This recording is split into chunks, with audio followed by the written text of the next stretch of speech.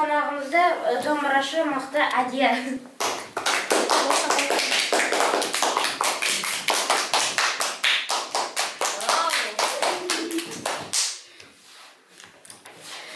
Сәлеметсіз бе, Адия? Қалыңыз қалай? Сәлеметсіз бе? Мен көңіл-күйім өте тамаша. Бізде сұрақ қойғысы келген адамдар бар, сұрақ қойсын. Адия, сен домбыраны қалай үйрендің? Мен домбыраны кішкен нотамен үйрендім. Мысалы, бұрында менде басқа ағай болған. Мен 7 жасымнан бастап бардым домбыраға. Сол домбырамен көп күй үйрендім.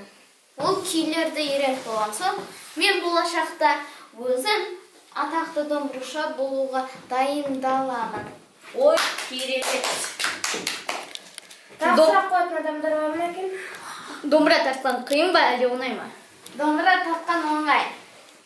Тек анау солақай балаларға қиындау. Сіз бізге күй тартып бере аласыз ба?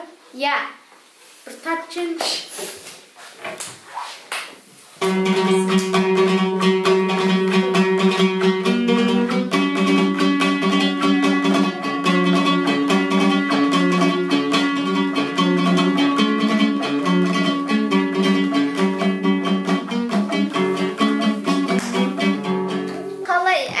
болдыңыз.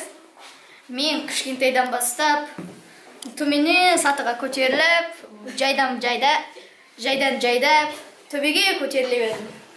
Клиптар түсіріп телефонға. Сосын ақша жиналып, камера, микрофон сатып алып, танымал болдым. Менде бір сұрақ бар. Сіз өлең айтып бересіз ба? Жа, бұл рэп емес енді. Халық әні бір баланы шырқап берейін. Тамаша. Бір көрермен сізге бір сұрақ қойын деп тұр. Қойсын. Сіз тамырсыз көтердіңіз бе? Менің мұғалімім бар, 6 жасымнан үйреткен. Біздің ток-шоу бағдарламамыз аяқталды.